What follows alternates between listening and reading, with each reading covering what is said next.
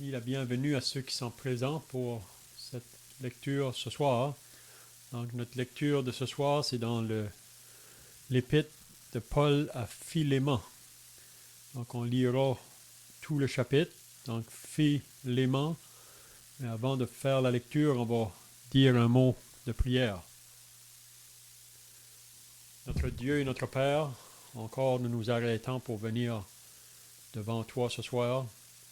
Nous réalisons notre dépendance de toi pour cette lecture que nous allons faire afin de pouvoir comprendre ce que tu as à nous communiquer par ta parole. Nous réalisons que par elle, nous apprenons à connaître tes pensées et tes voies, qui sont souvent contraires à nos pensées. On veut te rendre grâce encore pour l'Évangile qui est encore partout dans ce monde proclamé, afin que les pécheurs puissent venir à toi dans la repentance et à la foi en ton Fils, le Seigneur Jésus-Christ. Nous voulons te remercier pour ta patience. Nous réalisons que, comme dans le temps de Noé, quand tu regardais la terre, tu voyais que la méchanceté des hommes était grande sur la terre, que leur cœur était porté vers le mal. La terre était corrompue et pleine de violence. Et tu as parlé à Noé pour lui dire d'avertir les gens de sa génération. Et on sait que seulement sa famille a obéi à sa prédication, qui ont entré dans l'arche, et toutes les autres ont péri dans le déluge. Nous croyons, notre Dieu, que nous vivons dans un monde encore qui est sous la puissance du mal, et que le péché abonde davantage autour de nous. Mais nous croyons que ton désir, c'est que le pécheur se repente et qu'il vienne à ton Fils pour le recevoir comme le Sauveur et le Seigneur. Donc nous croyons qu'encore aujourd'hui, tu veux sauver les âmes afin que d'autres puissent être ajoutés à ton Église qui est le corps de Christ. Donc nous voulons te demander maintenant de nous aider dans la compréhension de cette lettre à Philémon.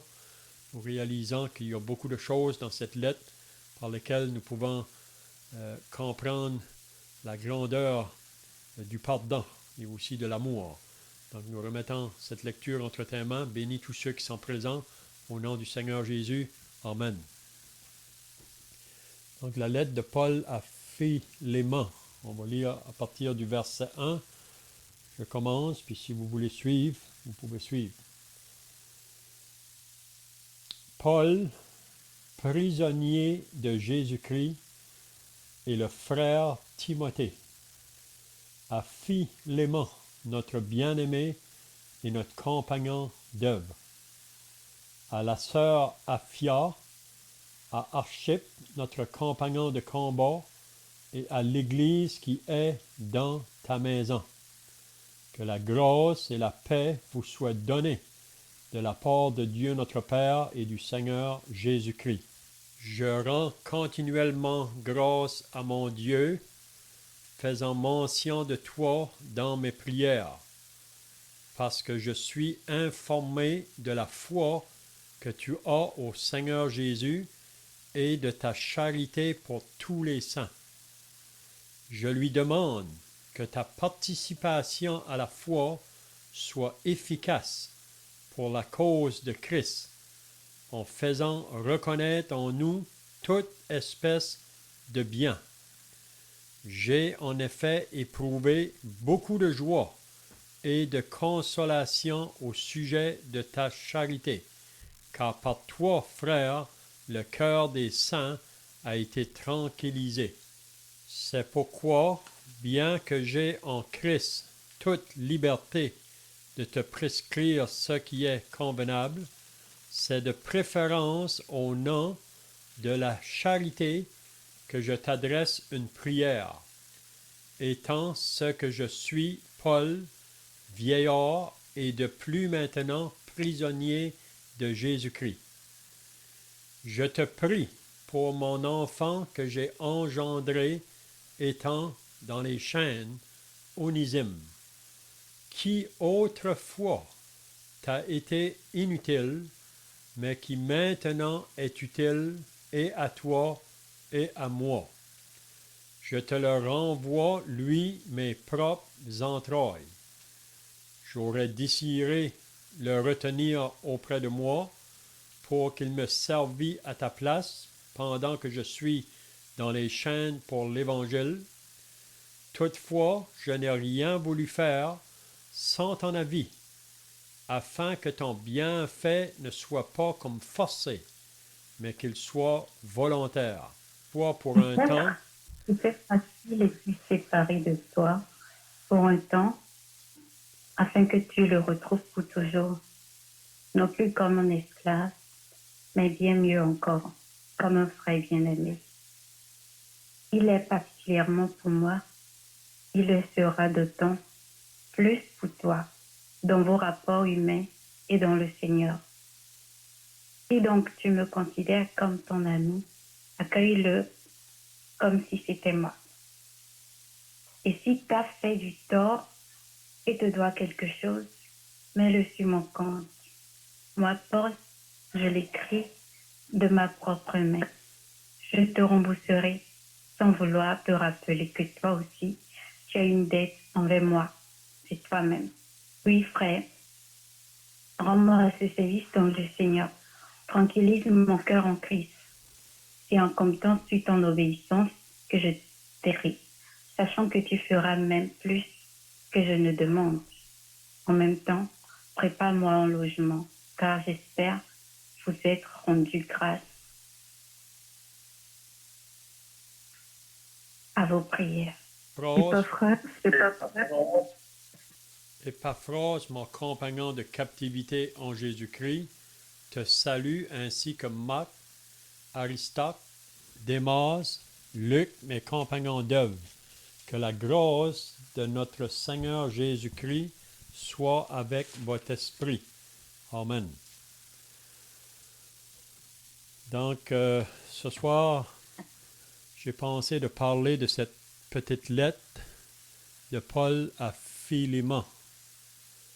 Vous savez que souvent les petites lettres, on est porté à les négliger, mais vraiment, il y a beaucoup de choses que le Seigneur veut nous apprendre dans cette petite lettre à Philémon. Donc, si on dit un peu l'arrière-plan, si on peut dire, de cette lettre-là, il faut bien se rappeler que Onésime était un esclave de Philémon. Puis Onésime, dans la maison de Philémon, était vraiment choyé, si on peut dire, d'avoir un maître comme Philémon, parce que Philémon était un chrétien, un croyant. Donc un esclave qui était engagé là, dans la maison d'un croyant.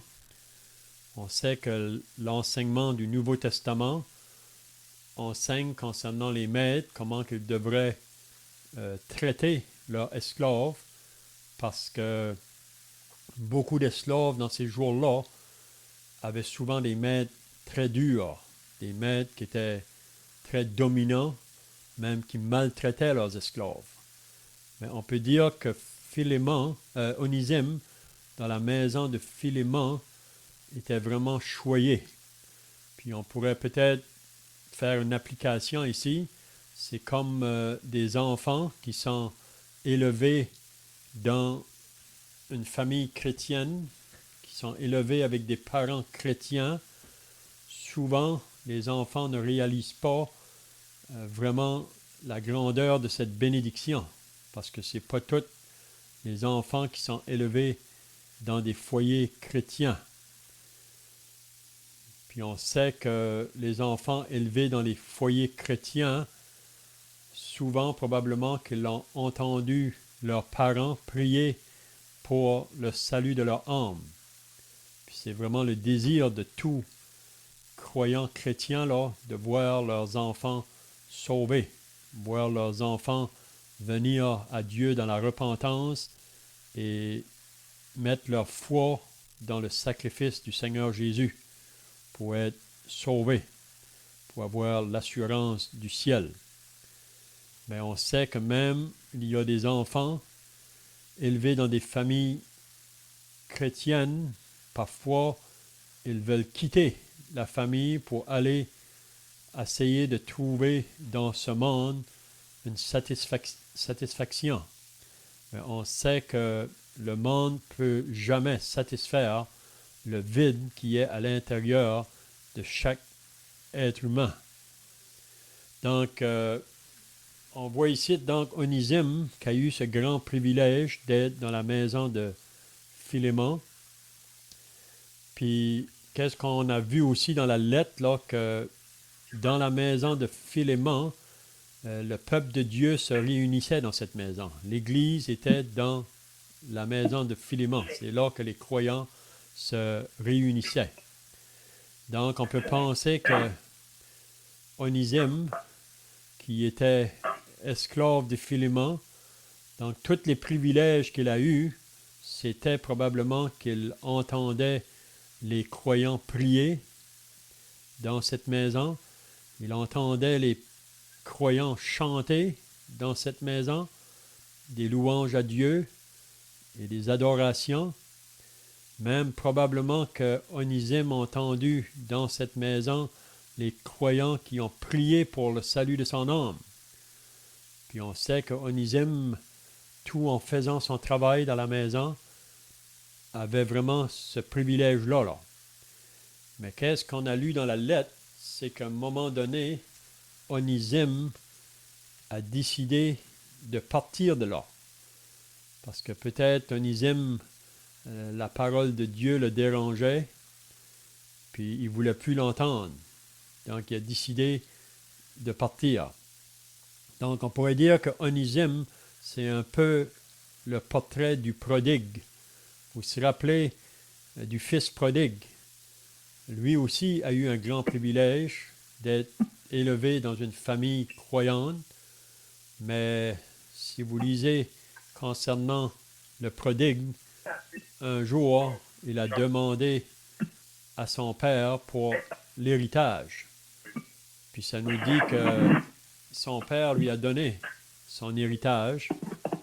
Probablement que le père ne savait pas ce qui se passait dans la tête du jeune fils, mais il voulait avoir son héritage parce qu'il voulait partir de la maison pour aller dans un pays éloigné, là où ses parents ne le verraient pas.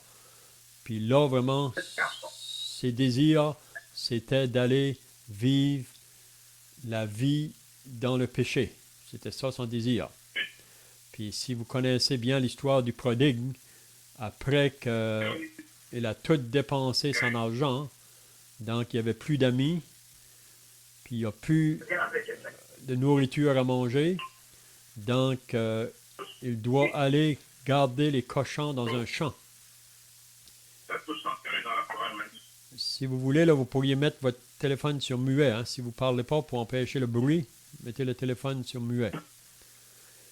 Donc, le prodigue, ça nous dit dans le champ, quand il gardait les cochons, il a rentré en lui-même.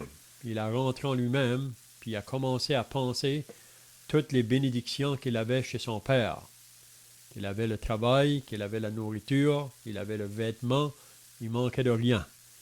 Puis c'est là, en rentrant en lui-même, qu'il a dit, je vais retourner chez mon père. Je vais aller chez mon père et je vais lui dire, mon père, j'ai péché contre le ciel et contre toi.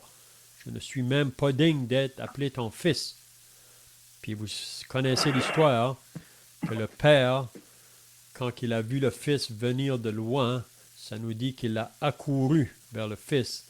Il l'a pris dans ses bras et il a dit, mon fils qui était perdu est maintenant retrouvé. Puis là, ils ont eu un festin parce qu'il y avait beaucoup de joie de voir le fils qui était retourné à la maison. Donc, on voit que Jésus a dit, par ces paraboles-là, là, qu'il y a plus de joie dans le ciel pour un seul pécheur qui se repent. Donc, il y a beaucoup de joie quand une personne vient à Dieu dans la repentance et à son Fils. Donc, ici, Onésime est un portrait du prodigue aussi. Donc, Onésime va quitter la maison de Philémon. Il va s'enfuir vraiment. Puis même, on peut voir d'après la lettre qu'il va voler son maître. Il va prendre probablement l'argent de son maître, puis il va s'enfuir. Puis Onésime, pour un temps, il va se réjouir, il va s'amuser, il va avoir du plaisir avec les amis dans le péché, mais à un moment donné, on voit dans la lettre là, que Onésime arrive en prison. Puis là, on verra en lisant la lettre, là, qu'est-ce qui est arrivé. Donc, c'était juste pour donner un peu l'arrière-plan de cet esclave Onésime, qui est aussi comme un prodigue. Donc, je ne sais pas si quelqu'un a d'autres choses à ajouter ici à cette lettre, avant qu'on débute, là. Si vous avez des pensées, vous pouvez le faire, ou des questions. Donc, le verset 1, nous lisons « Paul, prisonnier de Jésus-Christ et le frère Timothée. » Donc, Paul, ici, était en prison. Et c'est bien de remarquer que Paul dit « Paul, prisonnier de Jésus-Christ. » Donc, la raison que Paul est en prison, c'est pour la cause de Jésus-Christ. C'est pour le message qu'il annonce. C'est la raison pourquoi il est arrêté, mis en prison. Mais Paul en prison, si vous lisez dans l'épître aux Philippiens, il pouvait se réjouir là. Parce que Paul, partout où il était, il prenait l'occasion de prêcher Christ. Parce qu'il nous dit dans l'épître aux Philippiens, « Christ est ma vie et la mort m'est un gain. » Donc, dans la prison, Paul parlait aux gardiens de prison. Il parlait aux personnes qui se trouvaient là. Puis c'est ça qui le réjouissait, parce que l'œuvre de l'Évangile faisait son avancement. Puis Paul parlait à ces personnes, puis plusieurs se sont convertis pendant que Paul était dans la prison. Donc il ne dit pas Paul prisonnier de la prison de Rome, mais il dit prisonnier de Jésus-Christ. Partout où il est, Paul reconnaît que s'il est là, c'est que le Seigneur l'a conduit là, puis il faut qu'il témoigne pour son nom. Puis aussi, il mentionne le frère Timothée. Qui était Timothée? Si vous lisez dans les Actes au chapitre 16, c'est dans le deuxième voyage de l'apôtre Paul que Paul a pris ce jeune homme avec lui pour aller évangéliser dans son deuxième voyage. Timothée était un jeune homme qui avait grandi avec une grand-mère qui était chrétienne, puis une maman qui était chrétienne. Puis on sait que c'est de là, dans son jeune âge, qu'il a entendu la parole de Dieu. Puis on sait que ce jeune homme-là a été converti. Puis il était un bon témoignage dans les églises où il se trouvait. Si vous lisez dans les Actes au chapitre 16, au début, là, il nous dit ça. Puis c'est la raison pourquoi que Paul l'a pris avec lui.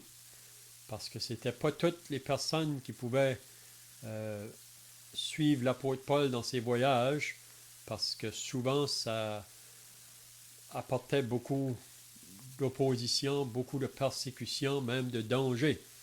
Parce que Paul a rencontré ça dans tous ses voyages qu'il a fait pour l'annonce de l'Évangile. Donc, être associé à Paul, on était souvent mis dans le danger. Mais on lit pour Timothée dans Philippiens, là au chapitre 2, que Timothée ne regardait pas à ses intérêts, mais il regardait aux intérêts de Jésus-Christ. Donc, Paul et Timothée. Donc maintenant, il adresse sa lettre à cet homme Philémon. Puis qu'est-ce qu'il dit à propos de Philémon? Notre bien-aimé. Donc, il appelle Philémon son bien-aimé. Puis on peut dire que chaque personne qui est sauvée, chaque personne qui est née de nouveau, on est appelé des bien-aimés de Dieu. Puis ensuite, il dit, est notre compagnon d'œuvre. Donc, Philémon était un homme qui travaillait dans l'œuvre de Dieu avec Paul. Donc, c'est beau de voir quand que les frères sont ensemble pour travailler dans l'œuvre de Dieu. Il y a beaucoup de travail à faire dans l'œuvre de Dieu, puis même on pourrait s'exhorter à prier le Seigneur afin qu'il puisse élever d'autres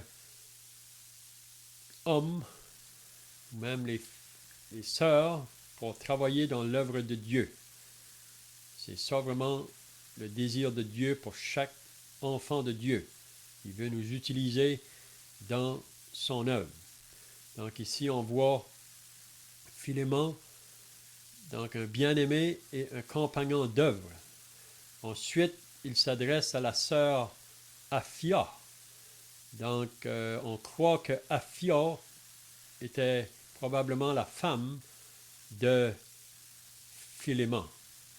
Donc, c'est beau de voir un couple qui travaille ensemble dans l'œuvre de Dieu. Il y a une grande bénédiction associée à travailler dans l'œuvre de Dieu ensemble, comme couple.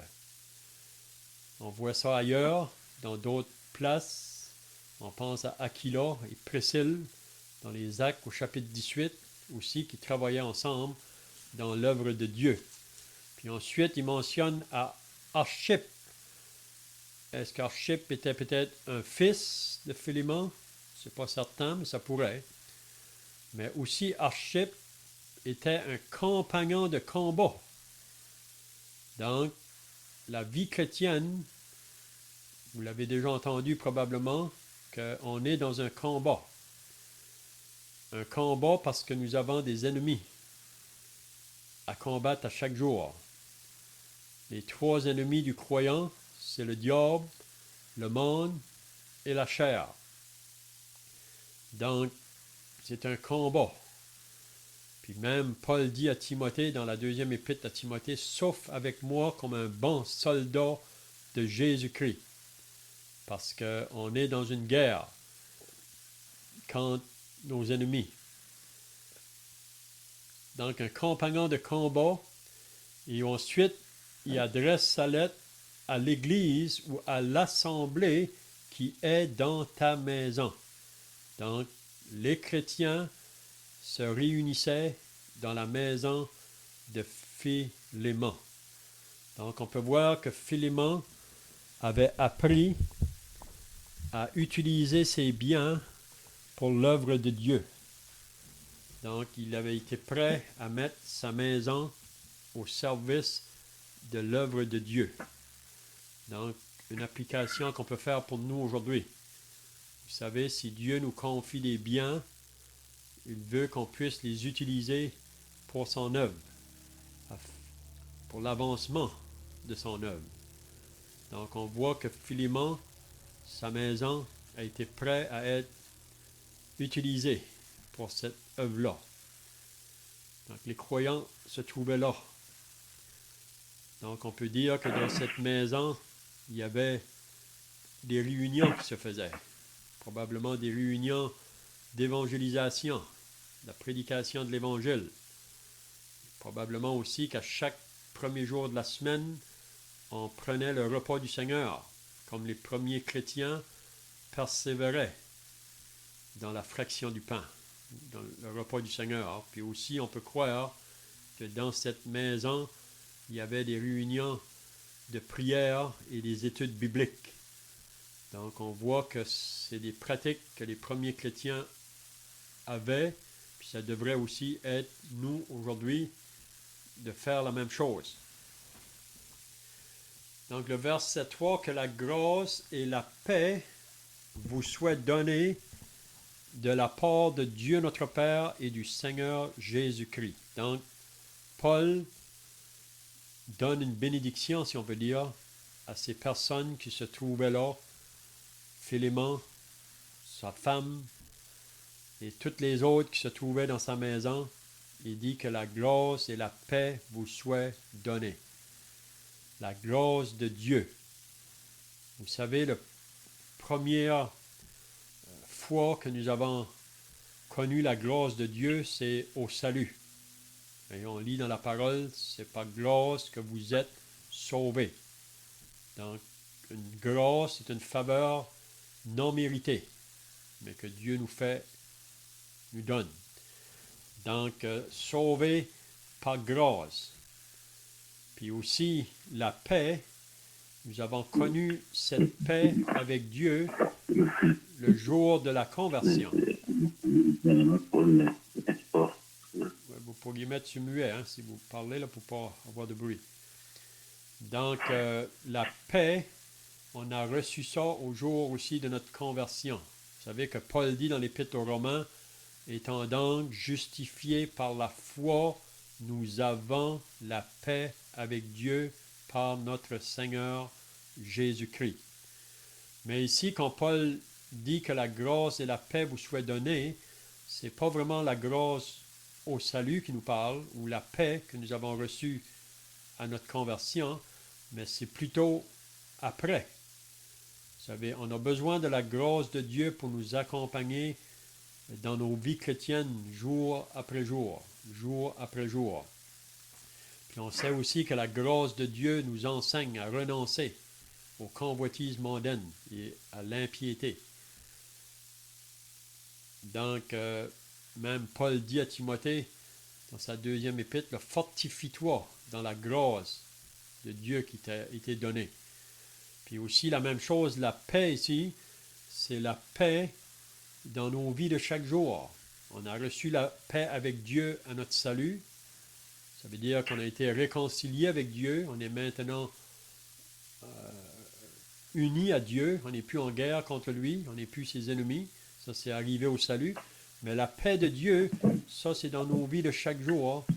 Même Paul nous dit dans l'Épître aux Philippiens, là, face à nos besoins, il dit, ne vous inquiétez de rien, mais faites connaître vos besoins à Dieu par des prières, des supplications et des actions de grâce, et la paix de Dieu gardera vos cœurs en Jésus-Christ. Donc, je ne sais pas si quelqu'un a d'autres choses à ajouter ici, là, dans l'adresse et la salutation. Si vous avez des choses à ajouter, vous pouvez le faire. Sinon, on continue au verset 4. Donc, le verset 4, maintenant, Paul dit, « Je rends continuellement grâce à mon Dieu. » Donc, Paul remercie Dieu continuellement. Puis, on devrait prendre l'exemple de Paul. On ne devrait pas prendre pour acquis les bénédictions que Dieu nous donne à chaque jour. Donc, on devrait le remercier, comme Paul le faisait. Il dit, « Je rends continuellement grâce à mon Dieu. » Puis dans sa prière, ou dans ses actions de grâce, là, il faisait mention, il dit, « Faisant mention de toi dans mes prières. » Donc, Paul mentionne le nom de Philémon dans ses prières. Puis c'est bien d'entendre que quelqu'un prie pour nous. Vous savez, nous avons tous besoin de la prière. Nous avons tous besoin de prier les uns pour les autres. Nous sommes beaucoup exhortés dans la parole de prier. Même Paul dit dans l'Épître à Timothée, là, avant toute chose, on devrait faire des prières pour tous les hommes, même pour ceux qui sont dans les autorités. Prier pour le salut de tous les hommes. Prier pour les serviteurs de Dieu. Prier pour ceux qui sont malades. Prier pour ceux qui sont prisonniers pour la cause de Christ. Prier pour les vieillards. Donc, il y a beaucoup d'aspects à la prière. Puis on peut voir que l'apôtre Paul était vraiment un exemple d'un homme qui priait. Prier pour la préservation des jeunes croyants. Et prier pour l'annonce de l'Évangile, pour que le Seigneur puisse élever des ouvriers, parce que la moisson est grande. Donc on voit que Paul ici fait mention de Philémon. Puis là, il nous dit, qu'est-ce qu'il a entendu dire de Philémon? Il dit, parce que je suis informé de la foi que tu as au Seigneur Jésus. Donc, Philémon était un homme qui a été sauvé par la foi et ensuite, il vivait par la foi. Parce que le premier acte de foi, c'est le jour qu'on met notre confiance dans l'œuvre de Christ pour le salut de notre âme. Donc, si on peut se confier en lui pour le salut de notre âme, combien plus on devrait se confier en lui dans nos vies de chaque jour. Donc, ça, c'est la foi. Et même Paul dit dans l'Épître aux Romains, selon qu'il est écrit, le juste vivra par la foi. Donc, Philémon était reconnu pour un croyant, pas seulement qui a été sauvé par la foi, mais qui vit dans cette marche de foi jour après jour.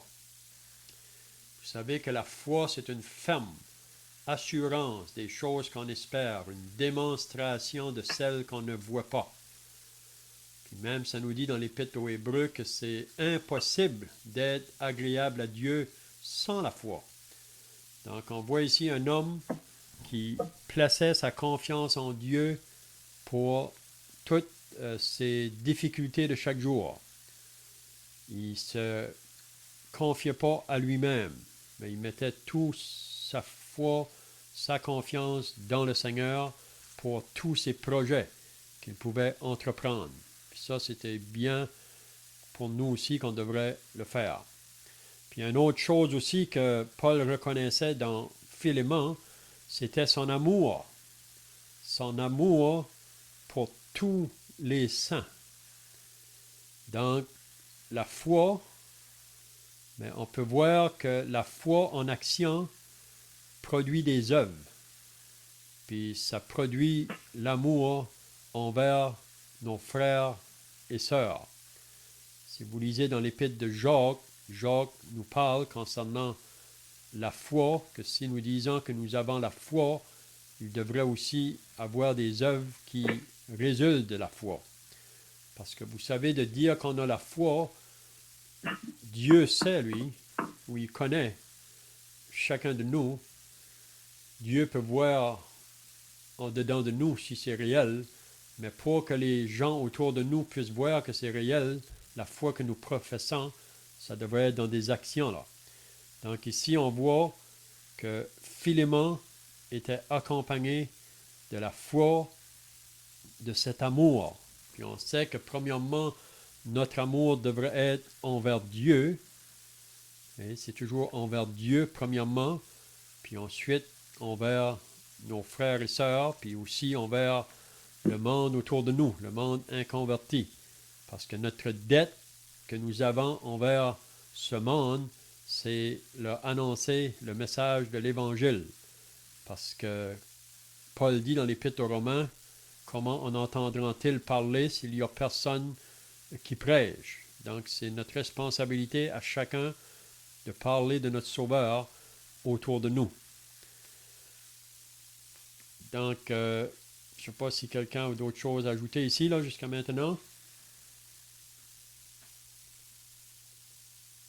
Il faut le faire pour ne pas être gêné si vous avez des pensées. Donc, le verset 6. Je lui demande que ta participation à la foi soit efficace pour la cause de Christ. Donc, Philémon était un homme sauvé par la foi, qui marche par la foi, puis Paul demande que cette foi-là vraiment puisse faire son œuvre, là, si on peut dire, autour de lui. Puis c'est souvent le cas. Si un chrétien porte un bon témoignage, il va avoir du fruit qui va en résulter autour de lui. Peut-être que parfois on ne le voit pas toujours immédiatement, mais avec le temps, si on fait les choses qui sont agréables à Dieu dans une marche de foi et d'amour, nous allons un jour moissonner une bénédiction. Et c'est ça que Paul nous dit dans l'Épître aux Galates. Si on sème pour le bien, on moissonnera la bénédiction. Puis on ne doit pas se lasser de faire le bien. Et on doit, pendant que nous avons l'occasion, c'est maintenant. Donc on voit que Philémon était vraiment un exemple pour sa foi, puis ça se dégageait aussi envers les autres autour de lui. Qu'est-ce qu'il dit au verset 7 maintenant? J'ai en effet éprouvé beaucoup de joie. Donc l'apôtre Paul a éprouvé de la joie. Et pas seulement de la joie, mais aussi de la consolation de la part de Philémon, par sa manière de vivre. Donc qu'est-ce qu'on apprend ici? Que par notre manière de vivre, notre vie chrétienne, on peut être un encouragement pour les autres. Puis ici, on voit même pour le serviteur de Dieu. Parce qu'il y a quelque chose qui va réjouir le cœur du serviteur de Dieu, c'est de voir les personnes qu'il a vues sauver, là, qu'ils continuent à persévérer dans leur marche chrétienne afin de gagner d'autres âmes. Donc Paul ici, en regardant la vie de Philémon, cela lui amenait beaucoup de joie. Parce que vous savez que Paul, comme serviteur de Dieu, dans l'Évangile, il rencontrait souvent de l'opposition. Il rencontrait souvent même des attaques qui auraient pu mourir dans le message de l'Évangile. Donc, c'était pas toujours facile. Il rencontrait souvent des angoisses, des calamités, des détresses. Mais qu'est-ce qui faisait la joie de l'apôtre et ce qui le consolait, c'était un homme comme Philémon. Donc, il dit au sujet de ta charité, donc au sujet de ton amour, donc un amour qui n'attend pas en retour. Donc, on peut penser que Philémon, il n'était pas différent de nous, c'est un homme de même nature que nous, mais probablement que Philémon exerçait l'amour qu'on lit à 1 Corinthiens 13, là. Vous savez, ça, c'est la vraie amour qui vient de Dieu, agapé. Puis on a reçu ça par l'Esprit de Dieu au salut. Puis c'est un amour qui n'attend pas en retour. Car par toi, frères, le cœur des saints a été tranquillisé. Donc, vous pouvez vous imaginer que Philémon, par sa vie, il tranquillisait le cœur des saints. Donc, est-ce que moi, par ma vie, j'apporte de la tranquillité dans le cœur des saints? Donc, ça, c'est donné à chacun de nous. Puis parfois, peut-être qu'on ne le réalise pas. Mais si on est prêt à avoir notre maison ouverte comme Philémon, recevoir les croyants chez nous, on peut apporter de la tranquillité aux saints sans même s'en rendre compte. Donc, on voit ça ici. C'était ça que Philémon apportait autour de lui.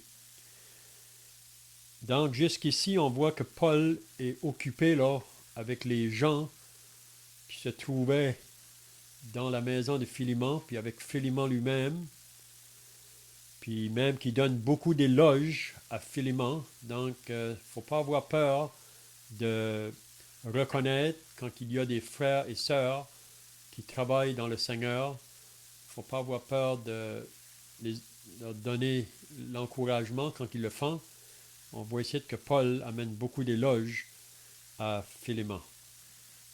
Mais là, maintenant, à partir du verset 8, on va voir vraiment la raison de sa lettre, là, parce qu'il y avait quelque chose à demander à Philémon au travers de cette lettre-là. Puis là, on va voir maintenant qu'est-ce que c'était cette chose qui devait faire connaître à Philémon. Donc, le verset 8, c'est pourquoi, bien que j'ai en Christ toute liberté de te prescrire ce qui est convenable. Donc, Paul, parce qu'il était apôtre, il y avait une autorité apostolique, il y avait vraiment la liberté par Christ là, de pouvoir dire à Philémon, même qu'il aurait pu le faire avec une autorité même, mais Paul ne va pas le faire de cette manière-là. Même s'il a la liberté de le faire, il ne va pas le faire. Donc on voit encore là un homme qui manifeste l'amour, un homme qui n'est pas là pour vouloir dominer sur le peuple ou être un dictateur sur le peuple, parce qu'on voit même dans 1 Pierre au chapitre 5, en parlant des anciens, là, que les anciens ne devraient pas être des gens qui ont un double motif. Ils devraient servir le peuple de Dieu avec des bons motifs, puis même pas en voulant retirer des autres, mais plutôt leur apporter des choses. Donc on voit que Paul était comme ça. Donc il dit, c'est de préférence au nom de l'amour que je t'adresse une prière. Donc Paul ici, il vient à Philémon avec cet amour agapé. Puis il dit que je t'adresse une prière. Qu'est-ce qui veut dire la demande que je veux te faire, je veux te le faire par un acte d'amour. Il aurait pu le faire avec une autorité parce qu'il était l'apôtre Paul, mais il n'utilise pas cette autorité-là. Même partout ailleurs, quand on parle de Paul, quand il était même à Thessalonique, si vous vous rappelez, là, au 2e chapitre de la première épître, Paul disait qu'il était comme un père parmi les Thessaloniciens, même qui se compare aussi à une nourrice, à une mère qui prend soin de ses enfants. Donc ici, on voit Paul, il dit, c'est de préférence au nom de l'amour que je t'adresse une prière, étant ce que je suis Paul, vieillard. Donc Paul était rendu dans sa vieillesse. Peut-être quelqu'un peut se demander quel âge que Paul pouvait avoir, mais d'après certains commentaires, il pouvait avoir peut-être dans la soixantaine. 60, 65 ans. Vous allez dire, mais ça, c'est pas être un vieillard, mais Paul a tellement connu des difficultés dans l'annonce de l'Évangile, même si vous lisez l'Épître aux Galates, à la fin, là, il dit qu'il portait sur son corps les marques de Jésus. Donc, c'est pour ça que Paul il a été en péril, il a été souvent battu. Donc, la vieillesse est venue sur lui assez vite.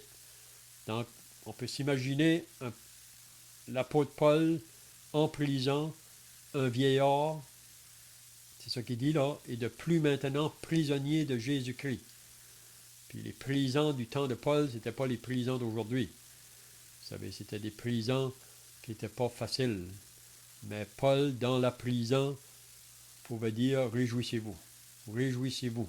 Parce que, étant là, comme on a dit tout à l'heure, pour lui, il pouvait communiquer l'Évangile, là où il était. Donc maintenant, il va dire la raison de sa prière là, à Philémon. « Je te prie pour mon enfant, que j'ai engendré étant dans les chaînes Onésime. » Donc, qu'est-ce que Paul veut dire ici? C'est que Paul a vu Onésime converti. Donc, qu'est-ce qui est arrivé? Onésime, l'esclave de Philémon, qui s'était enfui de lui, là, comme un prodigue, qui probablement, comme on a dit tout à l'heure, qui a eu beaucoup de plaisir pour un temps, quand il était échappé de son maître. Puis même son maître avait l'autorité de le faire chercher. Puis vous savez, dans ce temps-là, quand un esclave s'enfuyait de son maître, le maître pouvait le faire trouver puis le mettre à mort. Il avait le droit de le faire. Mais ici, on voit que Philémon n'a pas fait ça pour son esclave. Mais Onésime, quand il s'enfuyait de son maître, un jour, on ne sait pas qu'est-ce qui est arrivé. Probablement qu'il a été pris dans une infraction à la loi, puis là, il a été placé en prison. Puis Dieu l'a dirigé dans la prison où l'apôtre Paul se trouvait.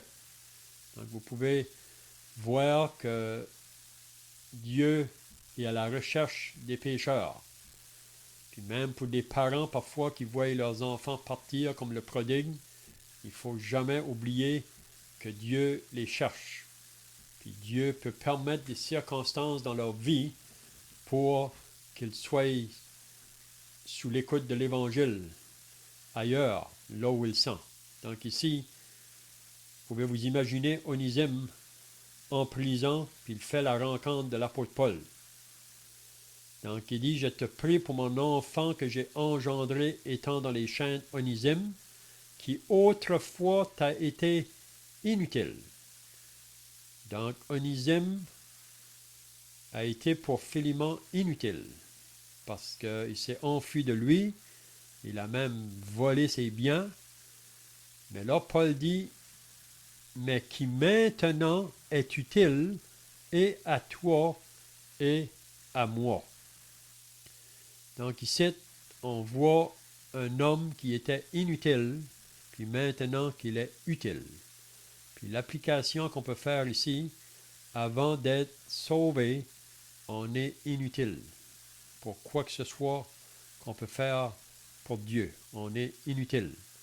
Mais après qu'une âme est sauvée, là, on devient des personnes qui vont être utiles pour Dieu, pour le peuple de Dieu, qui va apporter la bénédiction autour de lui. Donc, c'est ça que Paul dit concernant Onésime.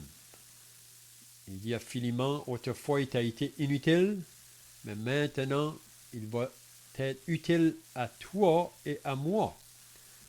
Puis même Paul aurait voulu le garder là en prison avec lui pour qu'il travaille autour avec lui. Mais Paul ne va pas le faire. Il veut renvoyer Onésime vers Philémon. Puis là, de la part de Philémon, lui, il faudra qu'il soit prêt à pardonner Onésime. Puis ça, c'est vraiment la marque d'un vrai chrétien. C'est quelqu'un qui va être prêt à pardonner ceux qui lui ont fait du mal. On voit ça. Donc, la vie chrétienne, ça comprend l'amour et le pardon. Il faut les deux.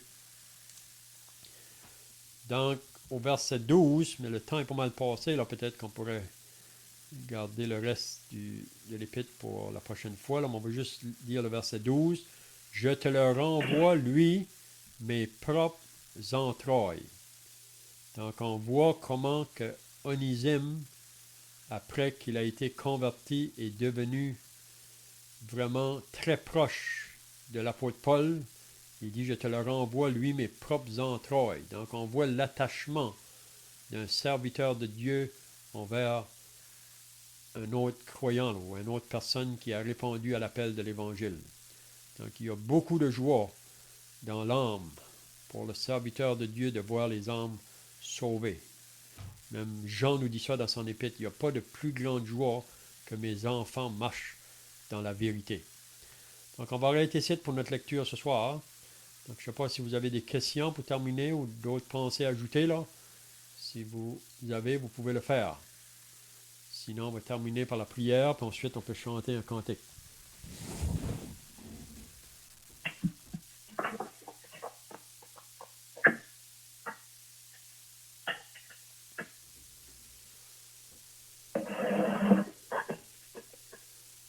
On va terminer par la prière. Notre Dieu et notre Père, nous voulons encore venir devant ta présence pour te remercier et te rendre grâce pour ta parole que tu nous as laissée. Et nous savons, notre Dieu, que cette parole est vivante. Cette parole est d'actualité. Et nous voulons te prier pour tous ceux qui t'appartiennent, ceux qui sont passés de la mort à la vie, ceux qui sont passés des ténèbres à la lumière de la puissance de Satan à Dieu, pour que nous puissions réaliser que si nous sommes tes enfants, que tu veux que nous soyons utiles pour ton œuvre. Donc on te prie ta bénédiction sur tous ceux qui t'appartiennent dans le monde entier, que tu puisses nous donner à tous ce désir de proclamer le Seigneur Jésus autour de nous, afin que d'autres pourraient venir à la repentance et à la foi en ton Fils. Donc bénis ta parole ce soir dans les cœurs de tous ceux qui l'ont reçue, que cette parole va être une bénédiction pour nous même dans les jours à venir. Au nom du Seigneur Jésus, Amen. Amen. Donc on va chanter un cantique, je ne sais pas si vous connaissez là. Si vous avez le chant des rachetés, c'est 227. Ça dit « Oui, je suis à toi, j'entends ta voix, révélant ton grand amour. Depuis ce jour-là, le mot de ma foi, rester près de toi toujours. Oui, je suis à toi, j'entendais ta voix, révélant ton grand amour. Depuis ce jour-là, le mot de ma foi, rester près de toi toujours. Seigneur, plus près, oui, plus près de toi, de la croix où tu mourus. Seigneur, plus près, oui, plus près de toi. À tes pieds, Seigneur Jésus. Par ta grâce, ô Seigneur, forme avec moi un serviteur consacré. Et que mon âme garde vers toi pour faire ta volonté. Seigneur, plus près, oui, plus près de toi, de la croix où tu mourus. Seigneur, plus près, oui, plus près de toi. À tes pieds, Seigneur Jésus. Oh, quel grand bonheur de passer un temps devant le trône divin. Et lorsqu'à genoux, alors te priant, ta présence est mon soutien. Seigneur, plus près, oui, plus près de toi, de la croix où tu mourus. Seigneur, plus près, oui, plus près de toi. À tes pieds, Seigneur Jésus. Étant ici bas, je ne peux sonder la splendeur de ton retour. Mais dans l'au-delà, je reconnaîtrai la grandeur de ton amour. Seigneur, plus près, oui, plus près de toi, de la croix où tu mourus. Seigneur, plus près, oui, plus près de toi. À tes pieds, Seigneur Jésus. C'est bien, dis le bonsoir à chacun, puis à la semaine prochaine, si Dieu le veut. Bye bye. Bye bye. Amen.